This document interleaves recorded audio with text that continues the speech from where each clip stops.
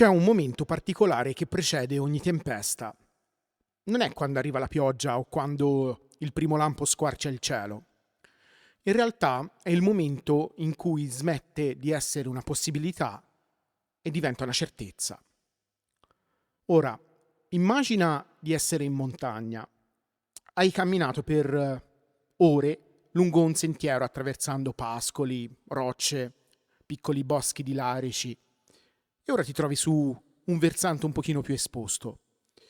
L'aria è fresca, frizzante e il cielo è ancora abbastanza sgombro da lasciar filtrare i raggi del sole. Poi, mentre stai camminando, qualcosa cambia. Non all'improvviso, è piuttosto come una nota stonata, l'impressione di una nota stonata ad un concerto. Non sai se l'hai sentita davvero, però hai percepito qualcosa. A quel punto il vento gira, una folata improvvisa ti investe e senti che l'aria si fa pesante. L'orologio al tuo polso, il tuo G-Shock Rangeman, inizia a suonare. È il barometro che segna un calo rapido della pressione. E, esattamente in quel momento, proprio in quel momento, in lontananza, oltre le creste, ti arriva un suono ovattato. Un tuono.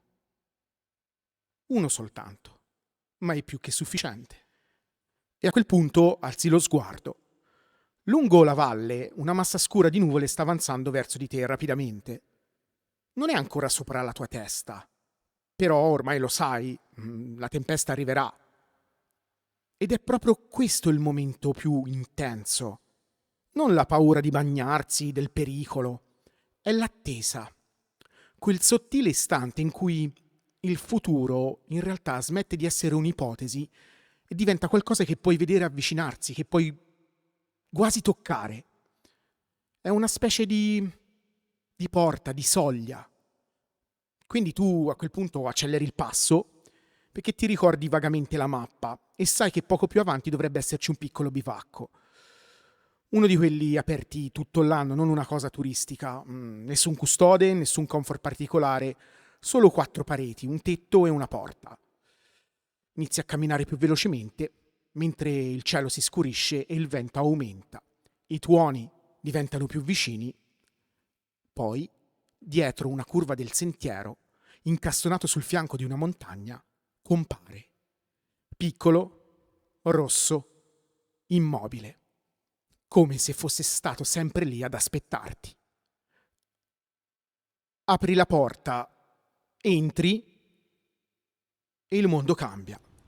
Ma non perché la tempesta sia sparita, anzi, ora puoi sentirla persino meglio. Il vento scuote le pareti, la pioggia inizia a battere sul tetto con colpi irregolari, le finestre tremano leggermente. Fuori il mondo continua a muoversi. Dentro, invece, il tempo sembra rallentare. Su una mensola trovi una candela lasciata da qualcuno. Accanto c'è una scatola di fiammiferi. Ne accendi uno. La fiamma danza per qualche istante prima di stabilizzarsi e la stanza si riempie di una luce calda. Non abbastanza per illuminare tutto in realtà, solo abbastanza per rendere il buio accogliente. Sul tavolo c'è un quaderno. Le pagine sono consumate. Apri il quaderno e vedi firme, date, pensieri lasciati da persone passate di lì negli anni. Qualcuno ha scritto soltanto un nome, qualcun altro un ringraziamento. Qualcuno ha raccontato di aver visto le stelle cadenti in una notte di mezz'estate, qualcun altro di aver aspettato proprio una tempesta come questa. Qui dentro, al sicuro, in un angolo trovi qualche scatoletta, un pacco di tè, una coperta piegata. Oggetti lasciati da sconosciuti per altri sconosciuti. Niente di straordinario, di lussuoso, di brillante. Eppure, tutto sembra avere un valore particolare. Perché quel luogo non è soltanto un edificio, è un rifugio. Se ci pensiamo bene, passiamo una buona parte della nostra vita proprio alla ricerca di rifugi. Non necessariamente muri, tetti, ma luoghi di tregua, posti in cui il caos resta fuori abbastanza a lungo da permetterci finalmente di riuscire di nuovo ad ascoltarci, di ascoltare noi stessi. È una strana costante proprio dell'immaginazione umana. Nei racconti fantasy, gli eroi attraversano foreste oscure, terre devastate, montagne impossibili, affrontano orde di nemici. Ma se ci pensate bene, c'è quasi sempre una locanda che aspetta da qualche parte, un fuoco acceso, una tavola condivisa, un posto dove fermarsi prima di ripartire. Forse è per questo che luoghi come Rivendell o la casa di Tom Bombadil nel Signore degli Anelli continuano ad affascinarci. Non perché siano, come dire, sicuri in senso assoluto, ma perché sembrano sospesi, come se il mondo riuscisse a respirare più lentamente. E se ci pensate bene, lo stesso accade nei videogiochi. I cosiddetti save points, le stanze sicure di Resident Evil, i falò di Dark Souls, i siti di grazia di Elden Ring, le panchine in Hollow Knight, i lampioni di Alan Wake, piccoli frammenti di luce nel mezzo dell'ignoto, luoghi che interrompono la tensione. Badate bene, non eliminano il pericolo, non cancellano il viaggio, ma ci ricordano che possiamo fermarci, che possiamo esistere senza essere costantemente in allerta. Forse è per questo che li ricordiamo così bene, a volte persino più dei combattimenti o delle avventure. Ci ricordiamo il sollievo, la tregua, la presenza. E questa sensazione non appartiene soltanto alle storie.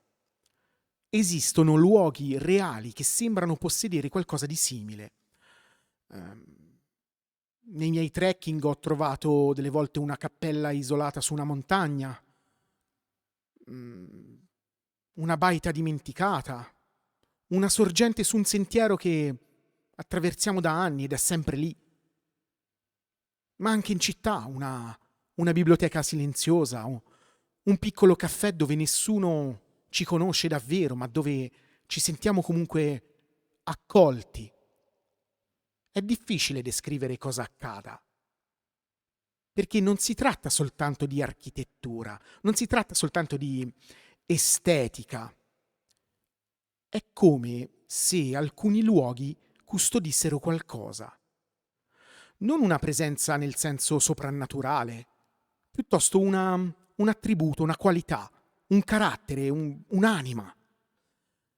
In molte tradizioni e culture esiste l'idea che certi luoghi possano ospitare qualcosa di particolare o di sacro, una presenza che non ha bisogno di parole, che non deve essere spiegata, che semplicemente si percepisce. Non importa credere o meno a questa visione o alle storie. Ciò che conta è riconoscere una sensazione che molti hanno provato. Quella strana impressione che alcuni posti siano più di ciò che mostrano, che abbiano una personalità, una memoria, una voce silenziosa. C'è un'altra domanda interessante che uno arriva a porsi. Perché alcuni luoghi ci fanno sentire vivi e al sicuro allo stesso tempo? Perché in quel caso le due cose non si escludono? Perché dopo tutto essere vivi significa esporsi al cambiamento, all'imprevisto, al rischio. Eppure esistono posti in cui queste forze non scompaiono. Semplicemente, secondo me, smettono di essere nemiche. E per me la montagna è uno di questi luoghi. Spesso si dice che la montagna rende piccolo l'uomo, ma non è la sensazione che provo. Sì, in cima a una vetta c'è l'immensità di tutto intorno, però la sensazione è diversa, è quella di essere finalmente al posto giusto, nel tempo giusto, come una nota che trova finalmente la propria armonia. La montagna non mi fa sentire meno importante, mi fa semplicemente sentire parte di qualcosa. E c'è una differenza enorme, perché la tempesta continua a esistere, il vento continua a soffiare, le nuvole continuano a correre sopra le creste, ma io smetto di percepirmi come separato da tutto questo. Divento una presenza tra le altre, un essere vivente dentro un mondo vivente. Ed è forse qui che nasce il senso di rifugio. Non nell'illusione del controllo, ma nella possibilità di convivere con ciò che non possiamo controllare. La tempesta resta fuori, ma non è un nemico, è soltanto una tempesta. E mentre il vento continua a battere contro il bivacco, emerge un'altra sensazione. All'inizio in realtà non la percepisci, ma frequentando questi posti che io ritengo veri, piano piano arriva la presenza degli altri, flebile, ovattata, eppure potente. Sono persone che non conosceremo mai, probabilmente. Sono quelle firme sul quaderno, quelle date, quelle provviste lasciate sullo scaffale, la legna raccolta ed accatastata da qualcuno mesi prima, piccoli gesti anonimi, tracce, messaggi affidati al futuro. È una forma di comunità molto particolare perché è invisibile. Non ci incontriamo, è raro. Sì, ci salutiamo magari sul sentiero, condividiamo magari una notte, può capitare. Però in genere non sappiamo nulla gli uni degli altri. Eppure collaboriamo. Ci prendiamo cura dello stesso luogo, percorriamo gli stessi sentieri, come ho detto prima, e affrontiamo le stesse intemperie. Lasciamo qualcosa per chi arriverà dopo di noi. Forse è perché gli esseri umani hanno sempre lasciato tracce. Un nome inciso su una pietra, su un ciocco di legno, un segnavia costruito ai lati di una mulattiera. In realtà credo che si tratta di partecipare a una conversazione che attraversa il tempo e di scoprire che qualcun altro è passato di lì, che ha visto ciò che stai vedendo, che per un momento ha abitato lo stesso frammento di ricordo. Nel ritmo accelerato della vita moderna, queste esperienze secondo me diventano preziose. Non perché la vita moderna sia sbagliata in senso assoluto, ci mancherebbe, e nemmeno perché esista per forza un passato ideale da rimpiangere, ma perché continuiamo ad avere bisogno di luoghi che ci permettono di essere presenti, che ci permettano di ascoltare, di osservare, di non fare nulla per qualche minuto, finalmente, di sentire il rumore della pioggia senza doverlo trasformare in una storia o un post da condividere, di guardare una fiamma senza cercare di ottimizzare il tempo. Luoghi che ci permettano di abitare un momento invece di attraversarlo semplicemente, di essere invece di apparire. Forse la meraviglia nasce proprio qua, non nelle cose straordinarie o luccicanti o costose, ma nella capacità di accorgerci di ciò che è già davanti a noi, di ciò che è reale, vero, genuino. Il vento, la pioggia, una firma su una pagina, una candela accesa, una porta aperta nel mezzo della montagna, che sia reale o contenuta tra le pagine di un libro. Fuori comunque la tempesta continua, il mondo resta vasto, imprevedibile e dannatamente indifferente ai nostri programmi. Eppure, dentro questo piccolo bivacco, qualcosa appare chiaro. Non è una risposta, non è una verità definitiva, non esistono verità definitive. È solo una sensazione, una mia sensazione. La sensazione che ci siano luoghi capaci di ricordarci chi siamo, luoghi reali, luoghi immaginari, luoghi che portiamo dentro, luoghi che ci chiamano.